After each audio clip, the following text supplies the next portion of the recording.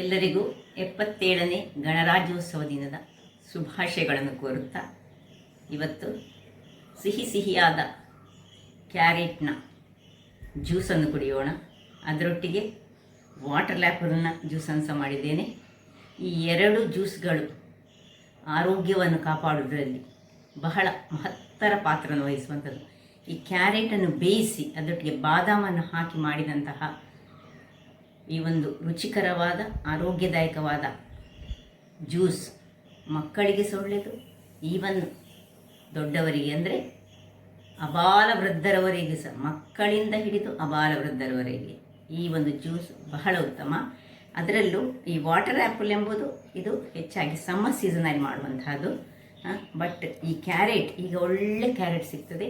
ಈ ಕ್ಯಾರೆಟನ್ನು ಉಪಯೋಗಿಸಿ ಈ ಒಂದು ರುಚಿಕರವಾದ ಜ್ಯೂಸನ್ನು ಮಾಡಿ ಕುಡಿದು ನಿಮ್ಮ ಆರೋಗ್ಯವನ್ನು ಹೆಚ್ಚಿಸಿ ಅಂತ ಹೇಳುತ್ತಾ ಬನ್ನಿ. ಯಾರೆಲ್ಲ ನನ್ನ ಚಾನಲನ್ನು ನೋಡ್ತಿದ್ದೀರಿ, ಯಾರೆಲ್ಲ ಇನ್ನೂ ಸಬ್ಸ್ಕ್ರೈಬ್ ಮಾಡಿಲ್ಲ, ದಯವಿಟ್ಟು ಸಬ್ಸ್ಕ್ರೈಬ್ ಮಾಡಿ ಸಪೋರ್ಟ್ ಮಾಡಿ ಅಂತ ಹೇಳುತ್ತಾ ಈ ಒಂದು ರುಚಿಕರವಾದ ಬೇಯಿಸಿ ಮಾಡಿದಂತಹ ಕ್ಯಾರೆಟ್ ಜ್ಯೂಸ್ ಹೇಗೆ ಮಾಡುವುದನ್ನು ನೋಡೋಣ. ನಮಸ್ತೆ ಮಿತ್ರರೇ, ಇವತ್ತು ಕ್ಯಾರೆಟನ್ನು ಬೇಯಿಸಿ ಕ್ಯಾರೆಟ್ನ ಒಂದು ಜ್ಯೂಸ್ ಮಾಡೋಣ.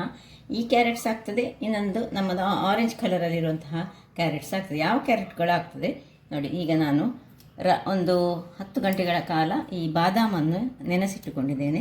ಮೊದಲಿಗೆ ಇದರ ಸಿಪ್ಪೆ ತೆಗೆಯುವ, ಸಿಪ್ಪೆ ಇದ್ದು ಬೇಯಿಸಲಿಕ್ಕೆ ಆಗೋದಿದೆ. ಬೇಯಿಸಿ ಮಾಡಿದಂತಹ ನಮ್ಮದು ಕ್ಯಾರೆಟ್ನ ಜ್ಯೂಸ್ ಬಹಳ ಒಳ್ಳೆಯದು ಆರೋಗ್ಯಕ್ಕೆ. ಮಕ್ಕಳಿಗೆ ಒಂದೊಂದು ಗ್ಲಾಸ್ನಷ್ಟು ಕೊಟ್ಟರೆ ಕಣ್ಣಿನ ಆರೋಗ್ಯಕ್ಕೆ ಬಹಳ ಉತ್ತಮ. ಹಾಗಾಗಿ ಈಗ ಮೊದಲಿಗೆ ಇದಕ್ಕೆ ಬೇಕಾಗುವ ಸಾಮಗ್ರಿಗಳು ಕೇವಲ ಸ್ವಲ್ಪ ಬಾದಾಮು, ಒಂದು 5-6 ಬಾದಾಮಿ ಇದ್ದರೆ ಸಾಕು ಒಂದು ಇದಕ್ಕೆ, ಮತ್ತು 1-2 ಸಣ್ಣದು ಕ್ಯಾರೆಟ್, 1 ಗ್ಲಾಸ್ನಷ್ಟು ಹಾಲು ಮತ್ತು ಸ್ವಲ್ಪ ಬೆಲ್ಲ.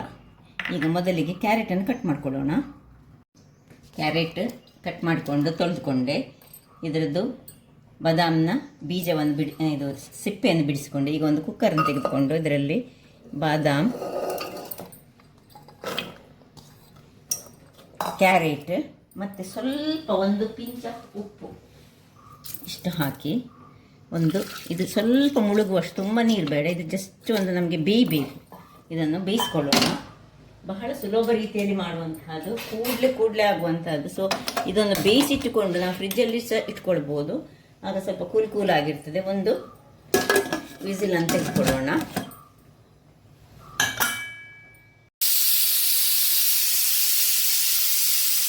ಓಕೆ ವೀಕ್ಷಕರೇ, ಒಂದು ವಿಸಿಲ್ ಆಯಿತು. ಈಗ ಇದನ್ನು ಆಫ್ ಮಾಡಿಕೊಂಡು ತಣ್ಣಗಾಗಲು ಬಿಡೋಣ. ವೀಕ್ಷಕರೇ, ಇಲ್ಲಿ ನೋಡಿ, ಇದು ಒಳ್ಳೆ ತಣ್ಣಗಾಗಿದೆ. ಈಗ ನಾವೇನು ಮಾಡೋ ಹೇಳಿದರೆ ಇದನ್ನು ಒಂದು ಬ್ಲೆಂಡರ್ ತೆಗೆದುಕೊಳ್ಳೋಣ. ಅದಕ್ಕೆ ಇದನ್ನು ಟ್ರಾನ್ಸ್ಫರ್ ಮಾಡ್ಕೊಳ್ತಿದ್ದೇನೆ ನಾನು. ಒಳ್ಳೆ ನಮಗೆ ಈಗ ಫೈನಾದ ಒಂದು ಪೇಸ್ಟ್ ಬೇಕು ನಮಗೆ ಸುರಿಗೆ. ಯಾಕೆ ಹೇಳಿದರೆ ನಾವು ಬಾದಾಮಿ ಎಲ್ಲ ಹಾಕ್ಕೊಂಡಿದ್ದೇವೆ, ಹಾಗಾಗಿ ಸುರಿಗೆ ಇದರೊಟ್ಟಿಗೆ ಬೆಲ್ಲವನ್ನು ಸಹ ಸೇರಿಸ್ಕೊಳ್ಳೋಣ. ಬೆಲ್ಲ ಸಹ ಸೇರಿಸ್ಕೊಂಡು, ನಿಮಗೆ ಬೆಲ್ಲ ನಿಮ್ಮ ಸಿಹಿಗೆ ಅನುಗುಣವಾಗಿ ಸ್ವಲ್ಪ ಬೆಲ್ಲ ಹಾಕ್ಕೊಳ್ಳಿ, ಅದು ಒಳ್ಳೆಯದಾಗ್ತದೆ. ಅಥವಾ ಸಕ್ಕರೆ ಸಹ ಹಾಕ್ಕೊಳ್ಬೋದು. ಈಗ ಅದನ್ನು ಒಳ್ಳೆ ಫೈನಾಗಿ ಗ್ರೈಂಡ್ ಮಾಡಿ ತರ್ತೇನೆ ನೋಡಿ. ಒಳ್ಳೆ ಫೈನಾದ ಪೇಸ್ಟಾಗಿ ಬಂತು. ಈಗ ಇದಕ್ಕೆ ಬಿಸಿ ತಣ್ಣಗೆ ಮಾಡಿದಂತಹ ಹಾಲನ್ನು ಹಾಕ್ಕೊಳ್ತಿದ್ದೇನೆ ನೋಡಿ.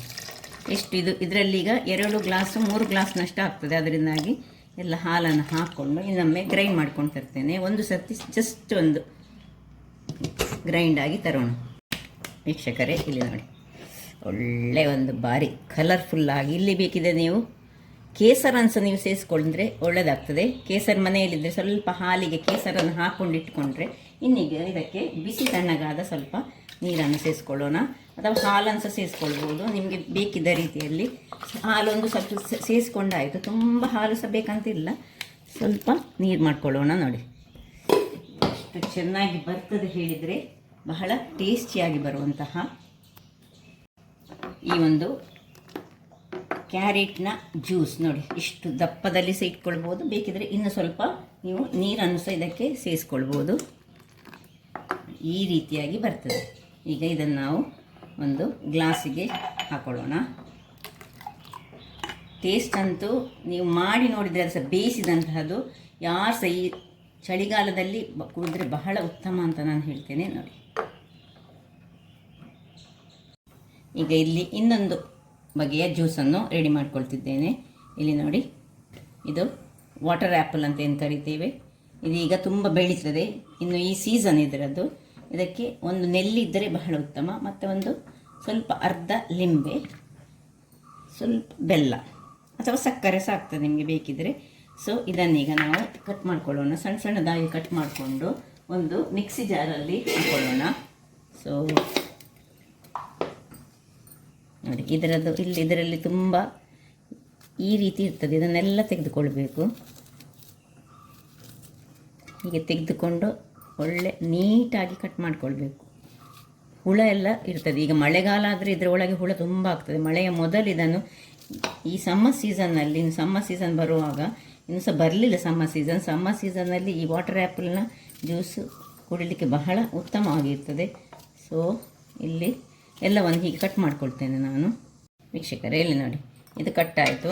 ಈಗ ಒಂದು ನೆಲ್ಲಿಯನ್ನು ಇದನ್ನು ಚೆನ್ನಾಗಿ, ಯಾಕೆ ಹೇಳಿದರೆ ಈ ಶೀತಕ್ಕೆಲ್ಲ ಇದು ಸ್ವಲ್ಪ ಶೀತಾಂಶವನ್ನು ಹೊಂದಿರುವಾಗ ಈ ನೆಲ್ಲಿಕಾಯಿಯನ್ನು ಹಾಕಿ ಒಂದು ಚೂರು ಉಪ್ಪು ಮತ್ತು ಬೆಲ್ಲ ಹಾಕಿ ಕುಡಿದ್ರೆ ಉಂಟಲ್ಲ, ಬಹಳ ಚೆನ್ನಾಗಿ ಬರ್ತದೆ. ಸುರಿಗಿದ್ರೆ ಅದೊಂದು ಪೇಸ್ಟ್ ಮಾಡ್ಕೊಳ್ಳೋಣ. ಸ್ವಲ್ಪ ಬೆಲ್ಲ ಇದರೊಟ್ಟಿಗೆ ಹಾಕ್ಕೊಳ್ತಿದ್ದೇನೆ. ಒಂದು ಕಲ್ಲು ಉಪ್ಪು,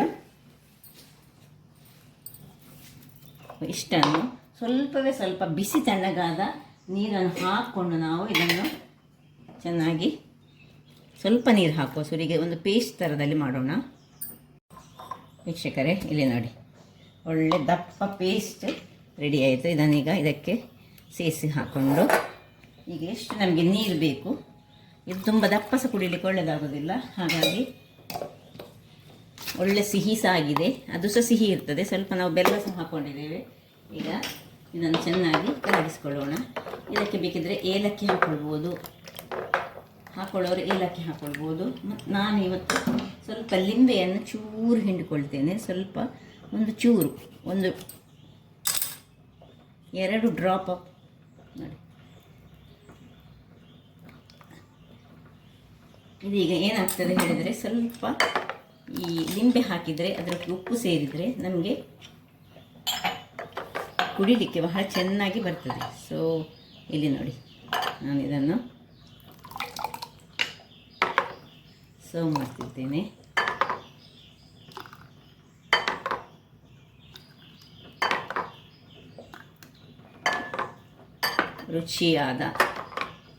ಶುಚಿಯಾದ ಮನೆಯಲ್ಲಿ ಮಾಡಿದಂತಹ ವಾಟರ್ ಆ್ಯಪಲ್ನ ಒಂದು ರುಚಿಕರವಾದ